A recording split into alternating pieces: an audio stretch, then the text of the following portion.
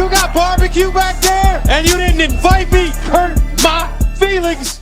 Welcome back to another episode of Dynasty Theory. Mitch, I gotta say, man, you killed the Start Sit show yesterday. I appreciate Winning it. the week. It was a great episode.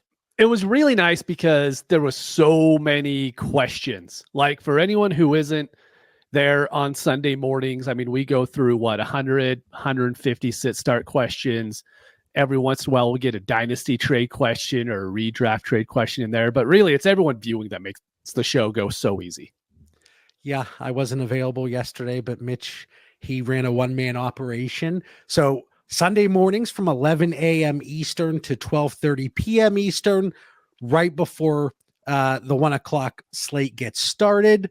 We are on the DD Fantasy Football YouTube channel with Winning the Week, a weekly start-sit show. It's been a lot of fun so far. Mitch. Sure. Mitch.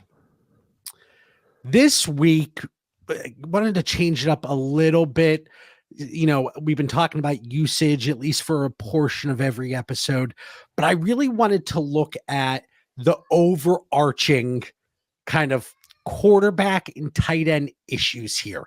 What we typically do, and Mitch, we've been doing this in startups, you know, whether it's a startup or an existing league where you're looking to navigate through maybe the trade market. You look at the positions of scarcity. You look at the positions that you really want to attack from a value perspective. And in Superflex, tight end premium leagues, it's quarterback and it's tight ends. But through 3 weeks here, say that 5 times fast, through 3 weeks, I can't even do it. We're going through and we haven't seen the differentiating factor that we typically see from quarterbacks. And we certainly haven't seen it when you look strictly at the tight end position, especially in any tight end premium league. So I don't really want to spend time focusing on the why it's happening, but I just want to focus on the fact that it is happening. Without a doubt, I was one of the weird people, one of the very few people that if I had a startup draft this past year, and let's say I had the 108 through the 112, I was double tapping running backs. I was attacking Jahmyr Gibbs, attacking Breece Hall, was attacking Bijan as much as I could. The reason for that is because I felt like we were elevating certain players way too high because we believed, hey, quarterback value is this. But in my view and how I want to win leagues, that value is great. I understand why Anthony Richardson's value was the way and is the way that it is. Like, I completely understand the logic behind it, but that value isn't helping me win dynasty leagues. And, you know, I could be wrong. My running backs could go out and get hurt next week. Then all of a sudden I have to go try to trade away an injured running back. That's going to be an issue. That's why I went with the young ones. But dude, like, this NFL season has kind of thrown everything on its head as far as, yes, players and positions are going to be valued this way, but should they be if you actually want to go out and win your leagues? And that's been the thing. So I went in on ddfantasyfootball.com. I heard you talking about the Trinity tool that's available, and it kind of really diving into the usage from a wide receiver perspective and putting a score to that, but also the WAR tool. And I know Mitch and we've had several discussions. WAR, what is it good for? It's just like the song. But I wanted to look at kind of the trends that we're seeing through the first 3 weeks here. We're recording a little bit earlier on Monday, so we have the 2 Monday Night Football games still to go. But you look at it, and we're not seeing the positional advantage in those highly sought after, obviously the quarterback position, tight ends, like we mentioned earlier. This year, 6 of the top 24 players overall from a WAR perspective, and let me give you the baseline as I always do. 12-team Superflex, start 10, +6, -4 scoring for quarterbacks, PPR, and it's 2 PPR for tight ends. So when you are on ddfantasyfootball.com and you subscribe to the site and you're able to access the resources that are available and you're in the war tool and you go into your specific league and you can see it from a weekly perspective, from the entire season, but you compare this year. So 6 of the top 24 players are quarterbacks, okay, from a war perspective in those specific league settings. Last year, 6 of the top 11 were quarterbacks. So we were seeing true difference-making production from over half of the top 11. And there's different categories, and that top category was league breaker. 6 of them were the quarterback position. This year, you got to go down to the 24th overall player from a war perspective, and it is the 6 quarterbacks. And I don't want to jump the gun here, but just while we're talking about war, tight end this year, 2 of the top 25 in those settings are tight ends. The top tight end this year is 17th overall. Last year, 5 of the top 25 were tight ends in war. 3 of them were in the top 12. So we had 3 tight ends from a production standpoint. When you compare positions and you look at the wins above replacement, that we're doing better than the top tight end is this year. And coincidentally, it's actually a rookie. It's Brock Bowers. Mm-hmm. It's just crazy to see it happen. And it kind of goes into it like, is this a short-term change? Is it going to bounce back? You know, week 1, okay, well, they didn't really play in the preseason. Week 2, give them a little bit more slack. Week 3, we need to start hitting the ground running, and we're not seeing it. So is this changing things for you? Do you see it becoming a longer-term trend, Mitch? And if it is, does this impact the way you view the quarterback position from a tiering up or tiering down perspective? Man, this is such a hard question, you know, going into the Monday Night Football games for week 3 and then week 4 moving forward, because this could just be a small blip. But I mean, we saw Mel Kiper going off about the 2 high safeties, you know, and how it should be outlawed in the NFL. Everyone knows it's never going to happen.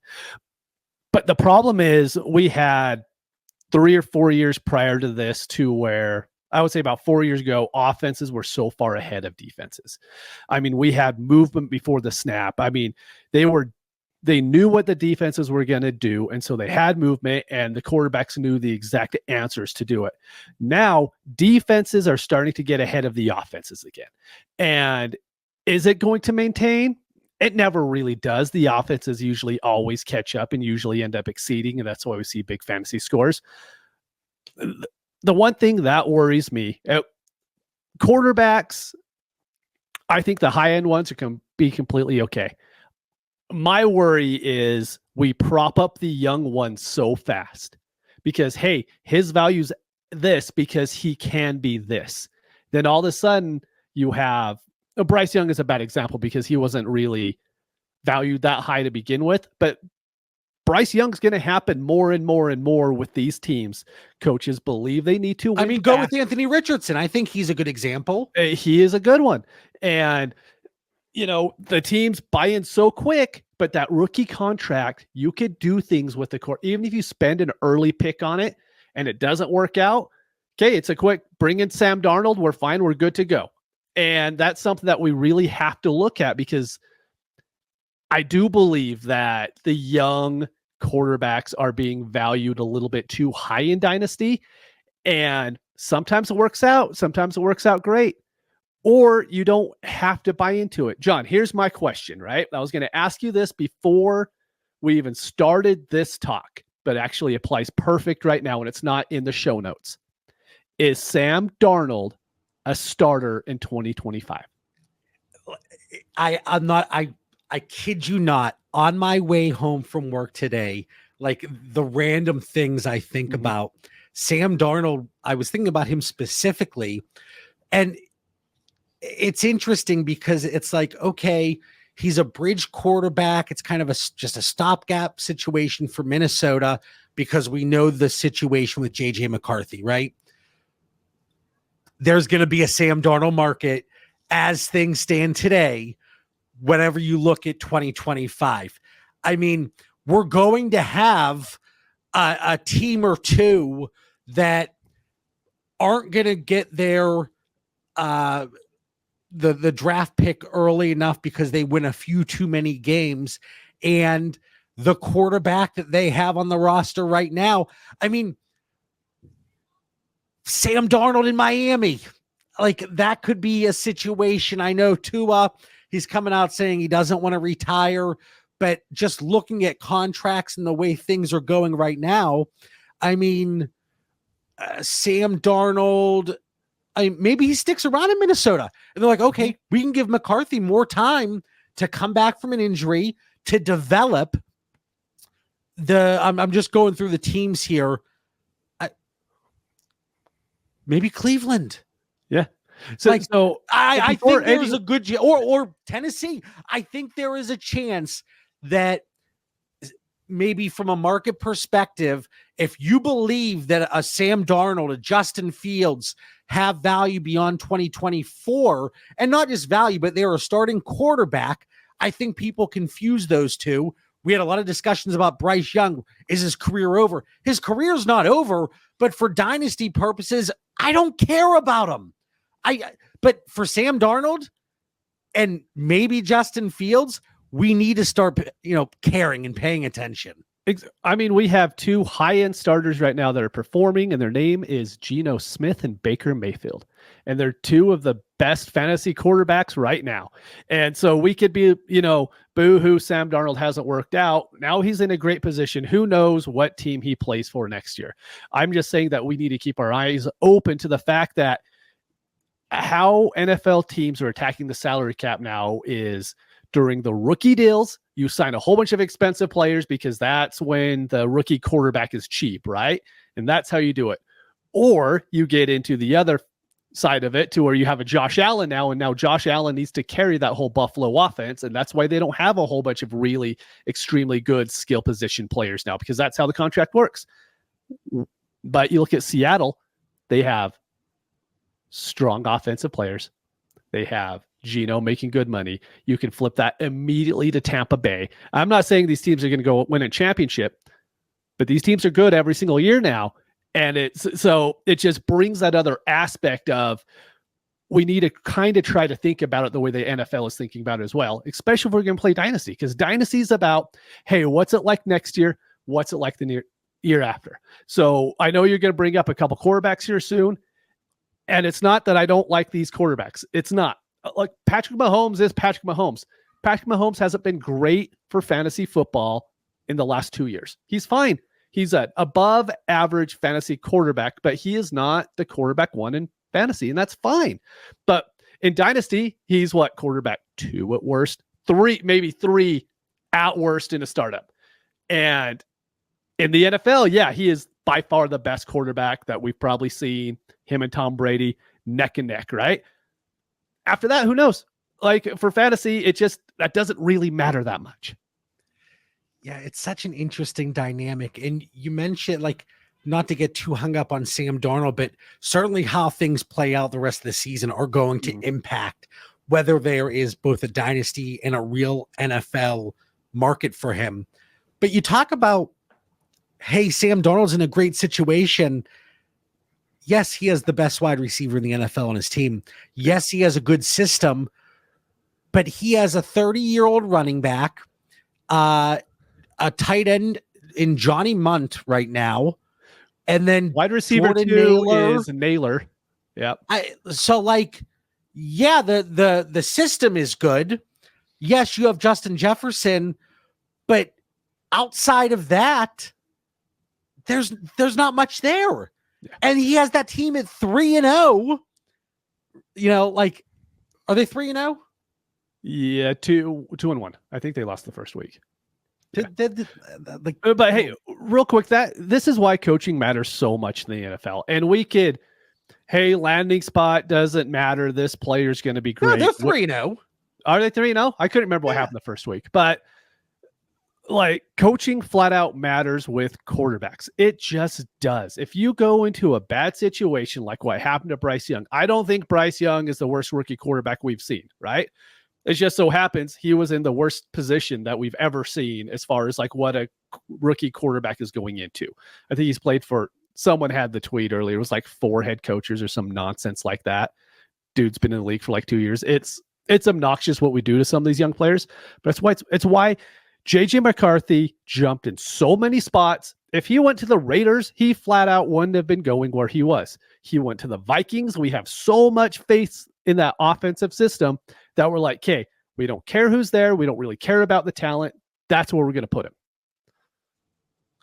Yeah, and I think what we're seeing Sam Darnold do, if anything, it might elevate JJ McCarthy's overall dynasty market, unless you believe that Sam Darnold gets some type of longer term extension to stay in Minnesota and they ride it out. But again, it goes back to what you said.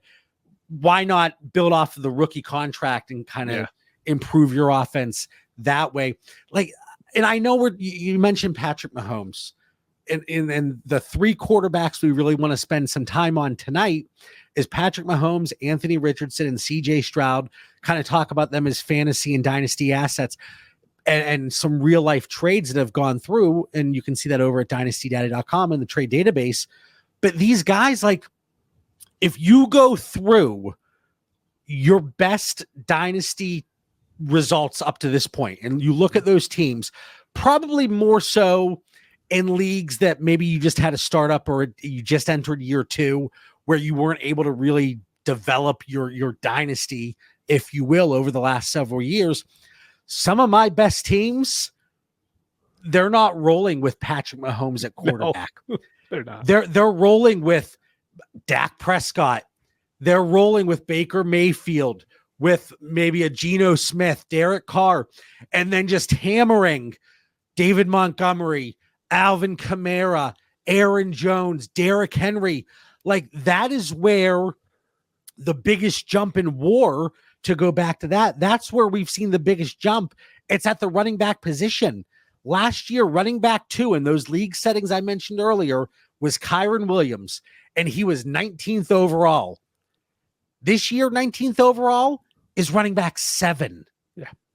We are getting so much production from these old, reliable running backs. Yeah, there's going to be a down week here or there, but those are the guys, because of what they cost to acquire, you're probably in a really good spot from a win-loss perspective right now in your dynasty league. Maybe not necessarily from a dynasty value perspective when you look at starter value on Dynasty Daddy in the power rankings versus overall market value, but you're winning most likely.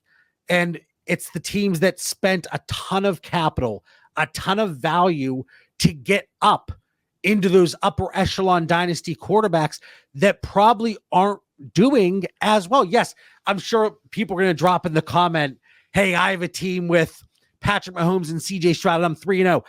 I'm great. I'm not saying it can't happen, and I'm not saying it won't happen. But these are just things that I find interesting. And before we get into the specific names again, Mitch, well, first of all, if you're watching this video, hit the like button, drop a comment. We got a lot of really interesting comments, mostly negative towards me, the dude in the middle, from last week's episode about Caleb Williams. And, you know, I think context is important. I don't know if that was really taken into account with some of the comments, but I do appreciate everybody that tunes in, and hopefully we're providing entertaining, actionable advice. But hit the like button, and if you're not already, make sure you subscribe to the DD Fantasy Football YouTube channel or podcast feed. But what I was going to say, Mitch, before we get into the 3 names, you look at Patrick Mahomes before the season, if it was like Mahomes or Dak Prescott in 2 firsts, whether 25, 26, doesn't matter for this hypothetical situation, I think everybody's voting Patrick Mahomes. Mm-hmm. I would wager that vote changes as we stand here in week 3.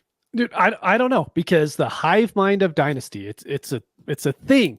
People have a hard time getting off the preconceived notions. It's, hey, Mahomes is worth 4 firsts, and you're not getting him from me for less than 4 firsts.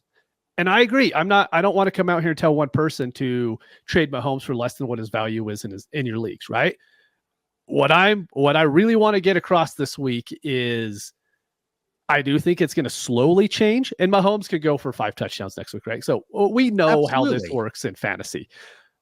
My opinion is running backs have been way undervalued the previous 2 years in startup drafts and in Dynasty. I believe that's changing because I think NFL teams are realizing they can run against these defenses a lot more, and the passing game doesn't work quite as good against the shell defenses that everybody's running. This isn't like 4 or 5 teams running it anymore. More than half the NFL runs it. And I really think teams know, if anyone watched that Detroit Lions game I talked about on the Sit Start show, they were running at will against Arizona. They just could. And so they were willing to do it. And more teams are going to be willing to do it because guess what? These young rookie quarterbacks, they shouldn't be throwing for 300 yards because they're just not ready to do it. Otherwise, they get sacked 5 times and throw 2 interceptions. You put a little bit of a ground game behind him. I truly believe Caleb Williams would be in a much better spot if DeAndre Swift wasn't his running back. They would have gave him a good running back and maybe 1 or 2 more offensive linemen. I know it's great that he has all those skill wide receivers. Roma Denze is amazing. DJ Moore is amazing. You put a good running back in that could create yards and help him. I think he would be so far ahead of where he is now. If they went after Saquon Barkley, maybe. Dude, Saquon Barkley, as far as war goes, is breaking leagues. Like, he is that much better than everybody else. Yeah, Him and Alvin Kamara, I should say. Especially based on the price to acquire. But okay, like, it's just such an interesting dynamic with the quarterback position. And I'm not saying, and Mitch, you kind of said this already, but to reiterate, like the quarterback for strictly picks, that's a dangerous route. Yes. The quarterback for a rookie quarterback in picks, that's a dangerous route. But I don't know if there's anything wrong with tearing down from Mahomes to get Dak Prescott plus, Jared Goff plus, maybe plus. Like, I'm not saying to go down to Tua. I'm not saying to go down to Derek Carr, Geno Smith, Kirk Cousins. I get not wanting to do that, and I'm not promoting that. And I know we're only in week 3, and we're seemingly bashing possibly the greatest quarterback we're ever going to see. I'm not bashing him. I'm just saying fantasy-wise. I said seemingly because some people are going to think, okay, you're bashing him. Stop overreacting. But sometimes you need to react. And Mitch, I got to say something. I let it slide a couple times, but I can't do it anymore. You know I love having you as a co-host. We've had the pleasure of meeting. We've had the pleasure of meeting in person twice now. But I need you to stop saying sit, start, show. Why? Start, sit. I can't get behind sit, start. Start, sit. Dude, the fact that you have an issue with how that goes, just like, yeah. I don't even know what I'm saying 90% of the time. So me actually working out what you want me to say now, I don't have any idea. And really, we should just call it winning the week because that is the title of the show. It is, Mr. Bryce Love. Yeah. Don't start with me, man. I hide in plain sight. I saw your comment on the video. I was cracking up. Had to get out ahead of it. Okay, well, now let's get to some of the quarterbacks. So kind of talking about do you tier up, tier down, move cross positionally? We'll get into that a little bit more. We kind of talked about the tearing up and tearing down factor. But Patrick Mahomes, like, are we going to see? Can I say I've dropped him? He's still in the first tier for me. So let's not get crazy. Yeah, I dropped him. He is on waivers. I've dropped him my quarterback 3 for Dynasty. I will trade him straight up. Well, I don't think you need to, but I would trade him for Lamar Jackson. Why not? Dude, I love Lamar. Why not? I said this 2 months ago. Lamar is still the cheat code. He has one of the, we like to give quarterbacks credit for having the greatest arm ever, right? There's like 15 every single week if you listen to Collinsworth on the NBC show about how amazing their arm is. Lamar has a top 5 arm in the NFL, and there is no one who runs the ball better. I'm all about having Lamar on my team. So while I think you could actually get a small plus to Lamar to get to Mahomes just because of the way that we are in Dynasty, right? I would be willing to trade Mahomes straight up for Lamar. And I knock on wood, it seems like he's been pretty smart with the way he's been running in the hits, like up to this week. Quarterbacks get hurt, man. It's just what happens. I don't think Lamar's has a higher likelihood to get hurt more than Mahomes does. We've seen Mahomes walking around on one leg for multiple years in a row now. And really quick, do you notice who got moved back into the frame because he scored a touchdown this week? Juju's back. Juju's back in the frame. Sometimes I kind of bump him out. I'm like, I don't care if my camera's angled this way. But the first trade here, Mahomes for Lamar Jackson, straight up 12-team Superflex. I don't think it's crazy. And I want Lamar over CJ Stroud too. Like, the thing is, we're so willing to do this at other positions. We just are. If we see one wide receiver not doing as well, we're willing to go trade him for another. But quarterback, it's all, oh, no, we can't be doing that. I think it's time we just open up our minds to it a little bit. Well, and I think it's because of the perceived longevity of the position. Whereas we have it for wide receiver a little bit, but still, I just pointed to Juju here a second ago. He was the dynasty wide receiver too at one point in time. Like, yeah, you could, Baker Mayfield, he was the dynasty quarterback too overall at one point. I remember that year. But look at the way things shift. Garrett Wilson already dropping a little bit.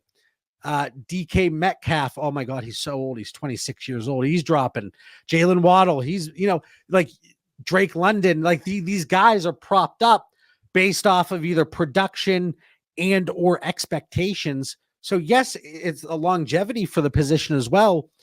But we always talk about how the short-term outcomes play such a pivotal impact when it comes to dynasty values, even though it's perceived as such a long-term game. It really isn't. Next trade here, Mitch. Patrick Mahomes or 225 firsts and a 26 first. 16-team Superflex start 9. Yeah, I see this in the Discord chat all the time. If you're in the Vote for Trades, is that what it is? Trade for Votes, whatever. Vote for Trades. Vote for Trades channel, yes. So the Vote for Trades channel, John and I are in there all the time. I don't trade away elite players for lotto picks. And I mean, one of those would have to be guaranteed to be the 101 for me to consider it.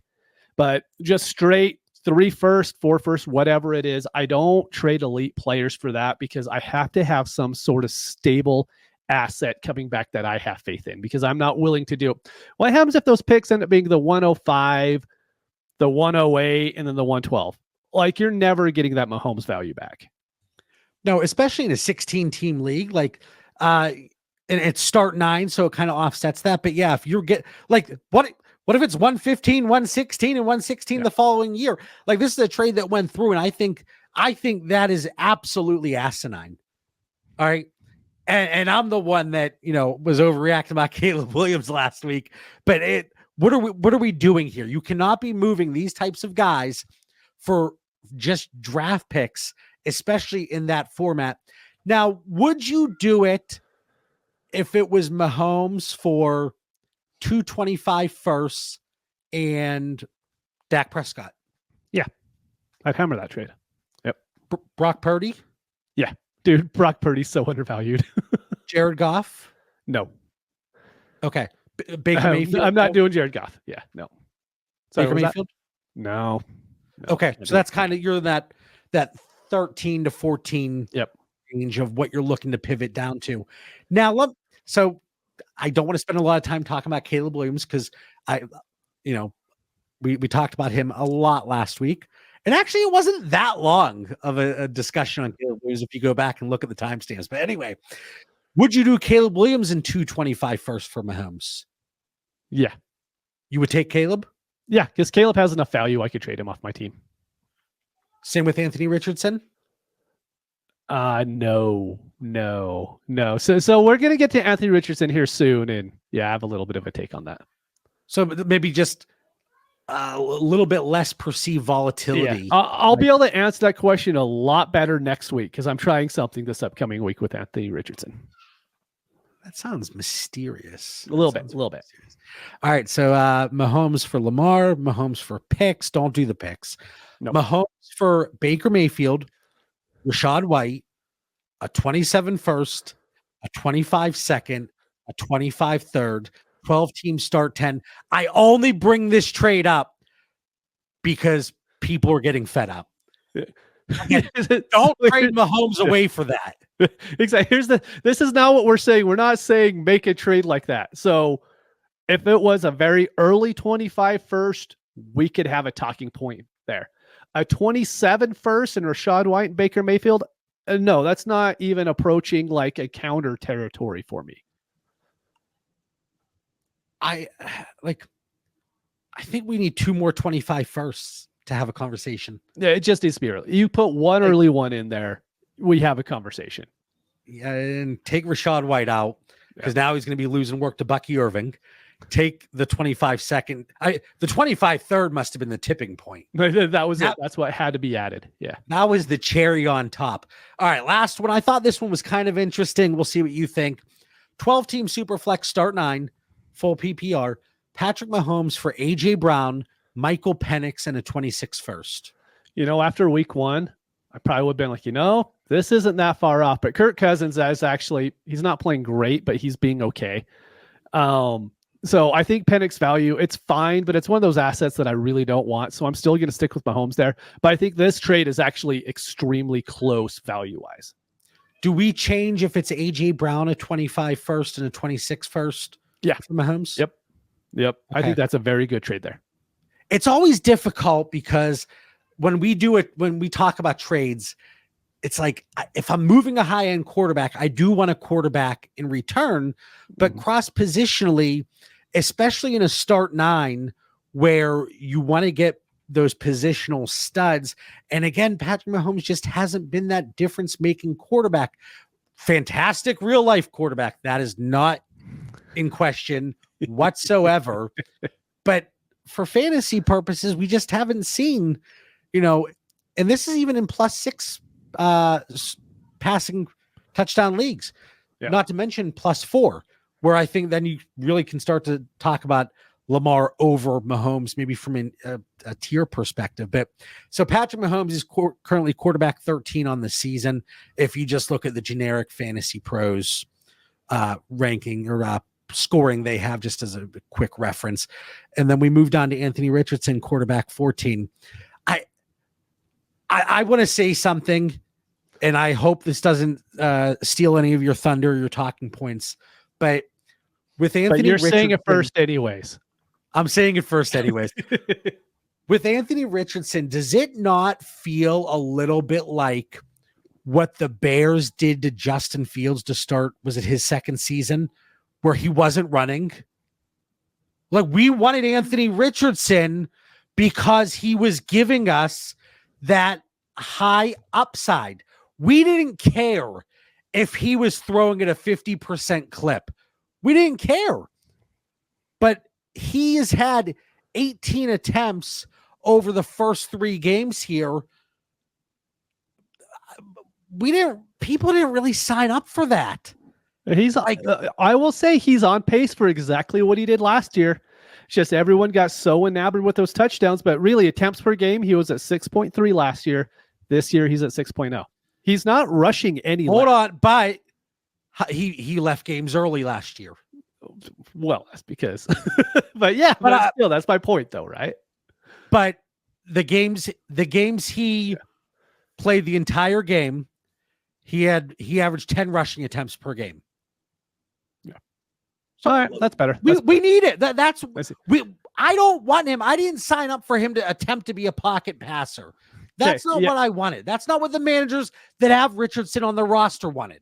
Because you could deal with the volatility, but not if he's going to be a pocket passer now throwing a 50% clip and getting picked off 2 times per game. Like, we didn't sign up for that.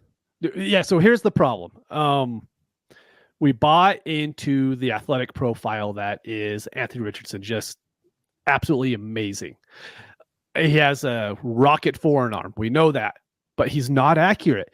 And so the hope was, and the one thing anyone who likes Anthony Richardson will be able to come back in our comments and say, hey, this is, I don't remember, it's like his 20th starting game since high school, or it's like his 21st, whatever. Like, it's really close to around there. So he doesn't have a lot of game experience. Here's what matters to me, though. I'm okay with him getting that game experience, and I completely understand that point, but it's not helping you win fantasy games. And in Dynasty, he was valued, John, you probably know off the top of your head, but he was easily a top 10 Dynasty quarterback going into this year, right? He's still, according to Fantasy Calc, which is based on actual trades, he is still quarterback 7, 14th overall in Superflex formats. Yeah, and so what are people buying into at this point? The hope of what he can become. Yeah, that's great. You could do that. Give me that on a rebuilding team. Don't give me that on a contender. Like you said, he's. But I'll throw the flag in memory of Dan, who the traveling man. Got to see a loss, but we'll talk to him about that whenever he's back on the show. But like, even getting into Anthony Richardson as a rebuilder, you don't want to consolidate all those assets that's necessary. I know. So here's what I am doing with Anthony Richardson. Before we get into the trade polls, I am going to try to trade him off my rosters this week. And it's not, hey, I'm out on this player. Everyone, oh, hey, we're out on Caleb. I don't think he's going to get more accurate. Everything we've seen so far, I don't see it happening. If I'm wrong, I will get back into Anthony Richardson at a later point, right? I don't have to have him on my rosters right now. I think for this year, he's a 50% passer. Maybe he gets up to 55. People always point to Josh Allen. Like, hey, he could be Josh. Josh Allen is such an anomaly. It is just, everyone talked about last week, and it was the best example ever. Hey, Bryce Young is going to be Drew Brees. That was the example. And everyone last week was like, well, of course he wasn't going to be Drew Brees. Drew Brees is a Hall of Famer. Josh Allen's a Hall of Famer. He is going to be. If he plays 8 more years in the league, Josh Allen is walking into the Hall of Fame. We can't compare every player to Hall of Famers. We just can't. It's absolutely silly at this point. There's nothing we've seen from Anthony Richardson that would tell us that he's going to become a more accurate passer. And definitely, I watched that whole game today. I didn't see anything that I really liked. He's not giving you the rushing upside that you need. Right now, if you tell me, I don't know where they are, you tell me if I'm wrong, Anthony Richardson or Jaden Daniels, I'll take Jaden Daniels, heads up. Everything. And this is before Monday Night Football, so if he goes out and gets injured, don't kill me for it. But right now, I don't care what the results are today as far as what the Commanders do on the field. I will take Daniels over Richardson without hesitation. I have him above Richardson. Where's he at on Fantasy Calc, though? Quarterback 9. Oh, so he's right next to him. So, I mean, it's pretty much a toss-up. Yeah, it's a preference at that point. But he's one to where you have deals out here now. There's a couple I won't do just because the player's with them, but I do think it's a great pivot opportunity to get out of it and hope someone's still willing to buy in. But I want to spend a second talking about the improvement as a passer. We didn't need that though for fantasy. But we need it for him to be an NFL starting quarterback. No, absolutely. But after week 1, where they lost to Houston in that close game, 47% completion percentage, but they were bombs. He had 9 completions, but he had 200 yards, 2 touchdowns, 1 pick, 50 rushing yards, and another rushing touchdown. So he added 11.6 points from his legs. That's what we signed up for. You're not going to get that every week because of the touchdown. Sure. Yeah. Because of the touchdown randomness. But like 200 yards, 2 touchdowns, and a pick, I'll take that from him every week. It's the 1 to 3 touchdown to interception, 0 to 2, especially in a -4 scoring league for interceptions. I know that's not standard across the board, but I think more and more leagues are kind of doing that and getting these higher and lower swings with the quarterback position. But like, I could deal with that week 1 stat line, even if we remove the rushing touchdown. Just too many picks. Just throw it away. It's for quarterback 7 in Dynasty. It's not there for me. No, I'm willing. I have him in red. I have him in red. I still have everybody's boy Caleb Williams in red. Context. All right. Richardson for Goff and Knicks 16-team Superflex. Don't do this. Don't do it. Keep Anthony Richardson, but don't do Goff and Knicks. That one's kind of interesting to me. No, I'm not doing that. No. In a 16-team league where quarterbacks are just so difficult to get, Yeah, no. I think that's a fine price. I will not. As I say, I'm going to move off my Richardson this week. I'm not moving him for that. But what is he giving you over Goff from a production standpoint? Nothing. I don't think Goff has a ceiling. That's my issue with him. Goff, No, he doesn't. But if they're going to neuter Anthony Richardson and take away what we fell in love with for fantasy purposes, where's his ceiling, Mitch? Yeah, I know. No, I mean, but it's his value ceiling is a lot higher than those two's are. I want to know how I've become the bad guy of the fantasy. It's just how it is. I think it's your Dynasty takes. Theory. I mean, you've changed, John. You've changed. I have. Man, I'm the bad boy of the podcast. Please don't. Please don't. It's like when Michael Scott becomes Prison Mike in The Office. That's what I feel like. Prison Pretty John. close. Here we go. Richardson for Daniel Jones in a 25 first, 12-team start 9. This better be the 101 or the 102. John, are you in the league that I traded a 25 fourth for Daniel Jones this week? No, I might be, but I didn't see that. Yeah, 25 fourth. And the guy was like, I will take anything. So I did a 25 fourth. Daniel Jones is now on my roster. That's how little people think about Daniel Jones. Trust me, I know. That one is, I'm taking Anthony Richardson. I like the next trade, though. I do like the next trade. Richardson for A.J. Brown in a 25 first, 12-team start 10, full PPR. Take A.J. Brown, the 25 first. I don't disagree there. I don't disagree. So is Minshew the starter for the Raiders? So before we get to this upcoming question, because you might have not noticed, but like he wasn't on the field for like the fourth quarter. It came out today that oh my God, their head coach's name. Pierce. You're not going to help me out? Pierce. Okay. You didn't say anything. Oh, I might have been muted or something. Just kidding. I wasn't saying anything. I had to look it up too to make sure I was good. Anyway, so he's come out and said that we may see a quarterback change. You know, they wanted to bring in Aiden O'Connell and see if he could provide them a spark. So, okay, can I just say something real quick? Just real quick. It's such a bad franchise move. I don't care if you think Gardner Minshew isn't a great quarterback. This team isn't winning. Don't start going quarterback carousel. Like, Aiden O'Connell is not going to help you win games. I'm sorry. It's just, that's not what your issue is. Believe me, you have bigger issues on which quarterback's going to throw 3 interceptions this week, because one of the two are going to do it. Here's my thing. I really worry about the quarterback one this year and where they're going to go. And if they end up on the Raiders, dude, coaching matters, man. And people be like, oh, why aren't you high on this quarterback? Whichever the quarterback ends up being.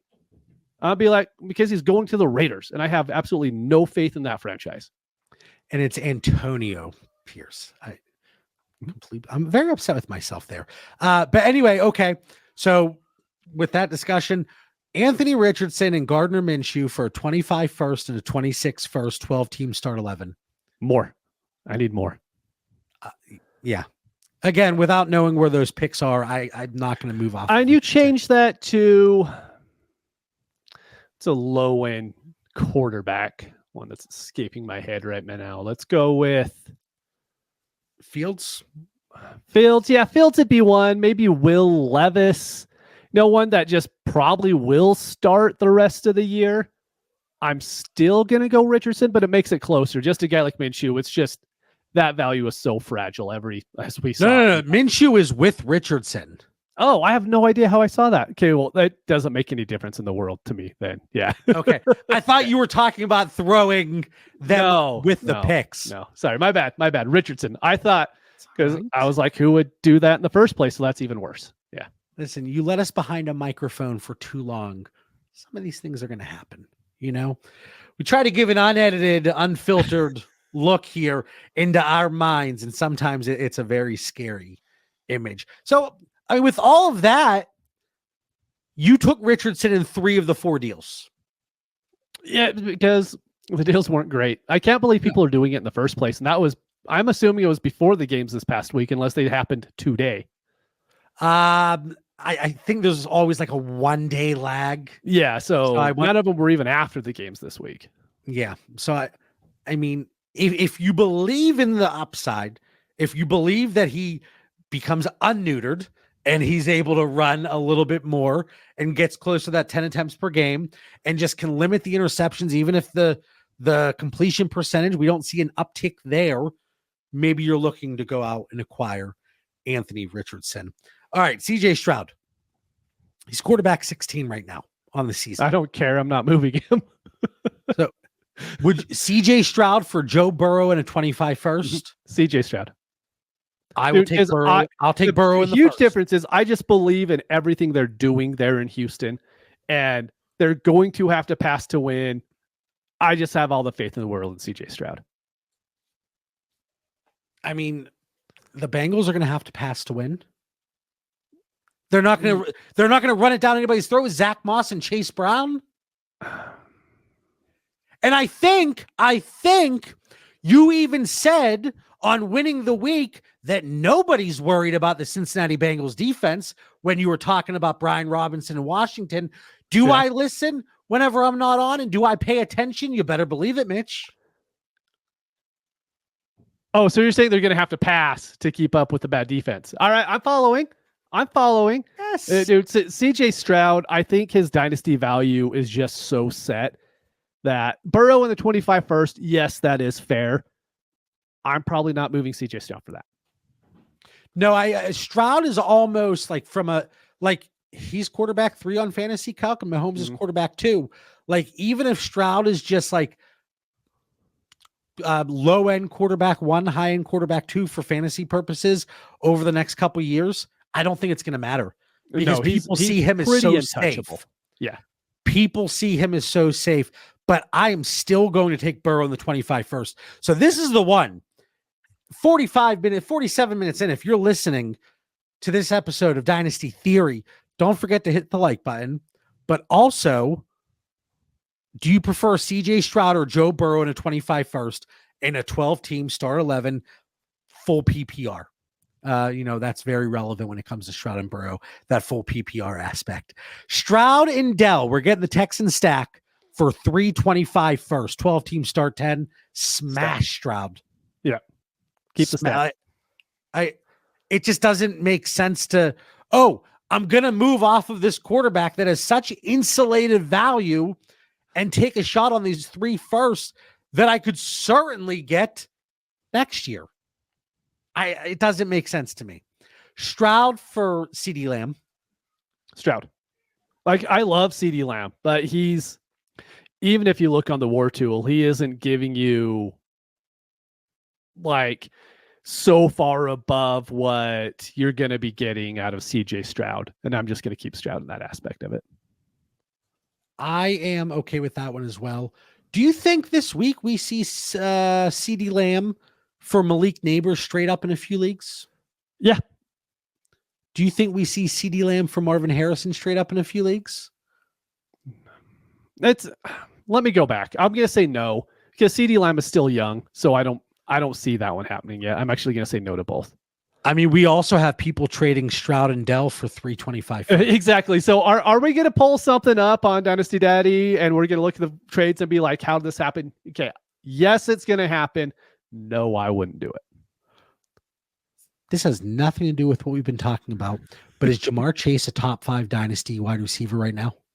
So here's the thing with Jamar Chase, right? We'll find out after tonight. I was just going to say it changes like that. It literally will. And anyone when this episode drops, Chase will be a top 5 wide receiver if he does well on Monday night. And if he doesn't, Neighbors and Harrison are going to pass him. Fair. Very fair. All right, Mitch, we got about 10 minutes to get through our tight end segment. Well, it's good. We only have 2 to talk about. Well, these dudes have been absolutely terrible. Let's see. Adam Thielen, there's news. He's expected to miss some time. I mean, I'm guessing that was a hamstring, right? Yes. So real quick, before the games this week, I was on the show on Sunday, and I was looking up the top 10 tight ends and how many targets they're averaging through the first 2 weeks. Might have changed a little bit from what I saw yesterday. I don't think it changed at all. They're averaging like 5 targets a game. Yeah. Like, I don't care if it's PPR. It's not making any difference. These guys aren't even flex plays at this point. Like, you have to start wide receivers over them because teams just aren't using tight ends a lot this year. I don't want to say, I know a lot of our former DT patrons, they would poke fun because I would always say, like, I've had this guy in green for who knows how long. Mm-hmm. But off of one huge game here, Dallas Goedert is now the tight end 1 on the season. Off of one game. Yeah. Jake Ferguson, he was in green for a lot of the time. Are either of them off to an explosive start? No. But they don't need to be. Nobody else is. Exactly. Nobody else is. So here's a couple guys. Like, we could talk about Mark Andrews and Travis Kelce every single week, but like, these guys have just completely disappeared. And Mark Andrews, he was on the field, 33% of the snaps this week? Mark Andrews, or 25-second, 1.5 PPR for tight ends. 12 teams, start 9. It's so stupid, but I truly believe there's no reason to have Mark Andrews in your starting lineup anymore.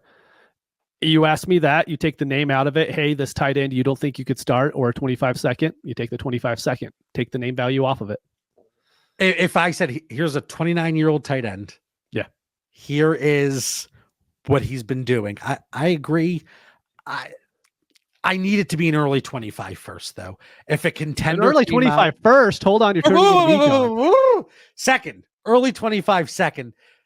It would be nice if it was an early 25 first, but I would like it if a contender comes to me and says, "Hey, John, here's my 25 second. I'm 3-0. I'm just destroying it so far this season." I couldn't do it. Mark Andrews for Daniel Jones, 12-team Superflex, half PPR, and then an additional half PPR for tight ends. Dude, like, it's amazing what neighbors can do to someone's value. I'm taking Daniel Jones. I mean, this is absolutely sickening, and I don't even want to say the words out loud, but I'm taking Daniel Jones over Mark Andrews. That's a soundbite right there. Yeah, please, no one record that. This one here, this is one that kind of interests me, and I like the structure of it. Mm-hmm. Andrews, a 26-second and a 27-third for Jake Ferguson, and 1.5 PPR for tight ends. I'm going to take Ferguson. Yes. But I think this is something like Ferguson, maybe Njoku, like, wow, he's injured right now. Maybe Goddard, even though it's going to be tough with that explosive game. Maybe Engram. Like, I know he hasn't, really done anything yet this season, especially with the injury. But I think Mark Andrews for an Evan Engram swap, the Jake Ferguson and Njoku, like, even if I have to add a second to get out from Andrews, I'm doing that. Yep. And I actually, I went out and I acquired a few shares of Mark Andrews. I think 1 or 2. After week 1, because I thought there was, a little bit of an overreaction. Isaiah Likely's not going to produce the way he did in week 1, and he hasn't, but neither is Mark Andrews. Yeah, exactly. Right. Yep. So I like the structure of that one a lot. Andrews for Deshaun Watson, 12-team. Neither. Just PPR. So no tight end premium. Neither. If you're making me pick, it's Watson, because I think I could actually maybe get an early second for him would be the hope. But I don't even know if you can, right? I mean, I think value-wise, it's an even trade, but the problem is they're both assets that you can't trade off your roster. So it's like, hey, you give me your bad player and I give you my bad player, and then we'll try to trade these bad players to someone else. I don't get it. Yeah, it's just a gross trade overall, especially whenever you look at the overall perception of those guys. I am so pissed off with Sam Laporta. I know he got injured. But he didn't do anything the first 2 weeks, Mitch. I know. What is going on? Seriously. And don't say it's, well, there's a lot of mouths to feed there. He should be garnering a respectable target share. Dude, I've said this from day one with the Lions, this whole offseason. Someone's going to miss out because they don't want it. Well, I know week 2, they threw 50 times a game, and Laporta still didn't get targets there, right? They don't want to do that. They want to be a rushing team. Gibbs is going to get his, and Monty's going to get his, and Amon-Ra's going to get his, right?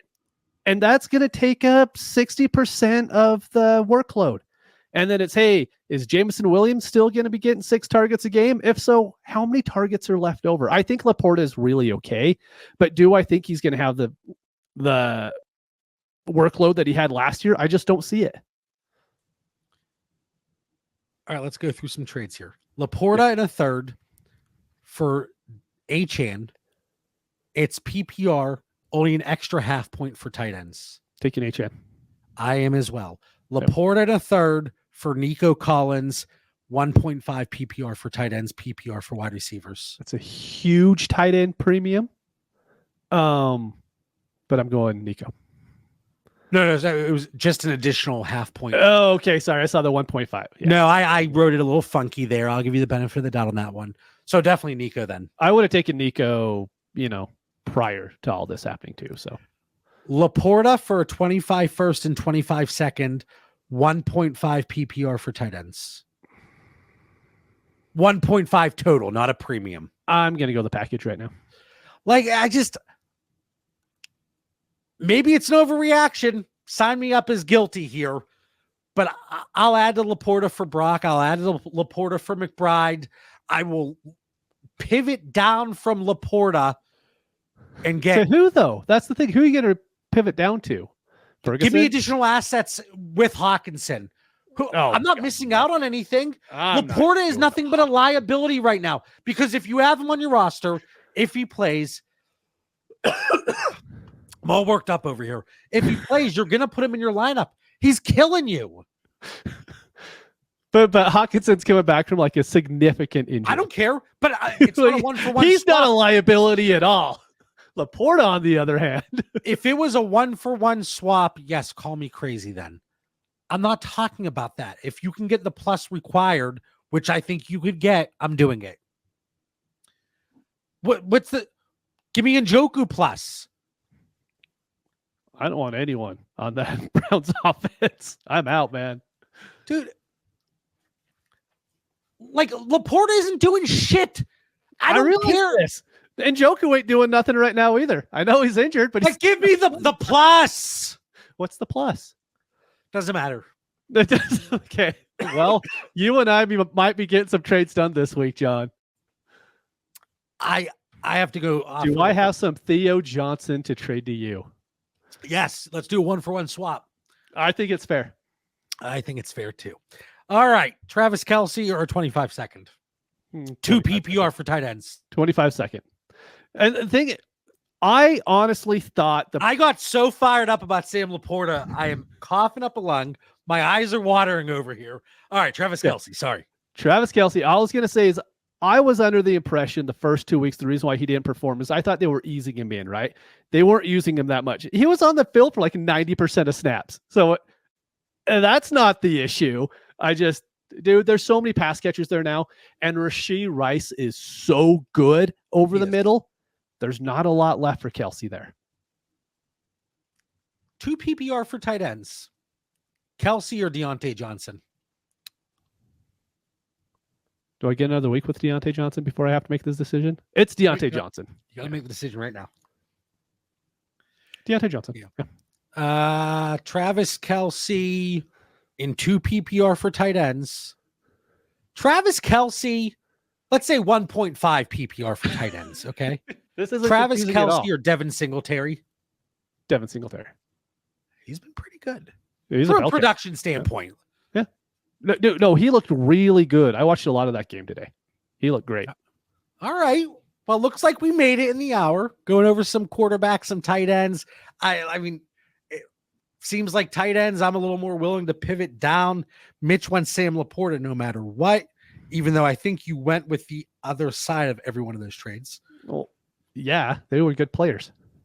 They were. Mark Andrews, Travis Kelce, get out. Mitch, for the 261st time, what do you got? Final thoughts for our listeners? No, it's just going to echo everything that we said this whole episode. Just be willing to adjust. In Dynasty, a lot of it is we have the hive mind mindset that this is the way that we build teams and this is the way that we do things. You can break off of that, and I think you're more likely to win than you are just staying in that same mindset.